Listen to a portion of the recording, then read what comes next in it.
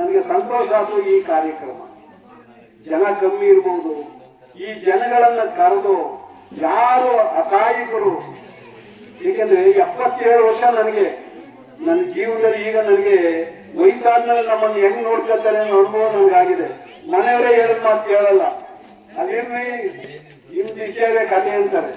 ನಮ್ಗಾಗ ಅರಿವಾಯ್ತದೆ, ನಾವೇನೇನೋ ತ್ಯಾಗ ಮಾಡಿ ಅವ್ರನ್ನ ಒಂದು ಸರಿದಾರಿ ತಂದು ಮಕ್ಕಳಾಗ್ಬೋದು ಹೆಂಡತಿ ಆಗೋದು ನೋಡ್ಕೊಂಡಿರ್ತೀವಿ. ವಯಸ್ಸಾದ್ಮೇಲೆ ಯಾರನ್ನೂ ಕೇಳಿಲ್ಲ.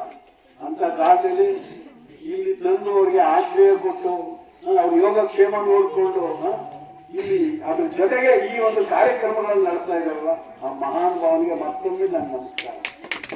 ಜೊತೆಗೆ ನಾವು ಕೇವಲ ನಮಸ್ಕಾರ ಹೇಳಿ ಹೋಗೋದಲ್ಲ, ಇಲ್ಲಿ ಪ್ರತಿಯೊಬ್ಬರು ಎಲ್ಲ ಒಬ್ಬರಿಗೊಬ್ಬರಿಗೆ ಮನಸ್ಸು ಮಾಡಿ ಇದು ಒಂದು ಕುಟುಂಬ, ಊರಲ್ಲಿ ಇದೊಂದು ಒಂದು ದೊಡ್ಡ ಕುಟುಂಬ ಅಂತ ತಿಳ್ಕೊಂಡು ಪ್ರತಿಯೊಬ್ಬರು ನಿಮ್ ಕೈಲಾದ್ರು ತರಕಾರಿ ಇರೋರು ತರಕಾರಿ ತಂದ್ಕೊಡಿ, ಸೌದೆ ಇರೋರು ಸೌದೆ ತಂದ್ಕೊಡಿ, ಏನೋ ಒಂದು ನಾವೇನು ಕಳ್ಕೊಳ್ಳೋದಿಲ್ಲ ಸ್ನೇಹಿತರೆ. ನಾವು ಹೋಗುವಾಗ ಎಲ್ಲ ಪರೀಕ್ಷೆಯಲ್ಲಿ ಹೋಗ್ತೀವಿ, ಆ ಕೆಲಸ ಮಾಡಿ ಅಂತ ಹೇಳ್ತಾ ಈ ರಾಜ್ಯೋತ್ಸವ ಕಾರ್ಯಕ್ರಮಕ್ಕೆ ಬರೋಣ.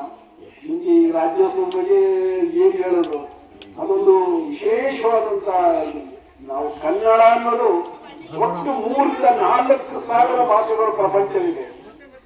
ಆ 4,000 ಭಾಷೆಗಳು ನಮ್ಮ ಕನ್ನಡ ಮೊದಲ 20 ಸ್ಥಾನದಲ್ಲಿ ಬರುತ್ತೆ. 4,000 ಭಾಷೆ ಅಂತ ಅಪರೂಪದ ಕನ್ನಡ. ಆ ಕನ್ನಡವನ್ನ ನಿಮಗೆ ಈಗ ಇಲ್ಲಿ ಒಳ್ಳಿಸಕ್ಕಂತೂ ಅಸಾಧ್ಯವಾದ್ದು.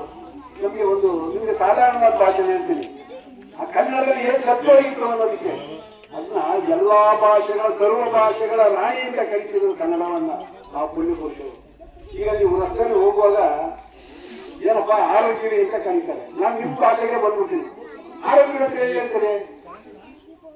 ಆರೋಗ್ಯವೇ ಅಂದರೆ ಚಹಾ ಇದೆಯಾ ಅಂತಾನೆ ಅಲ್ಲ, ಕನ್ನಡದಲ್ಲಿ ಅದಕ್ಕೆ ಯಾರೋ ಒಂದು ಅರ್ಥ ಇದೆ.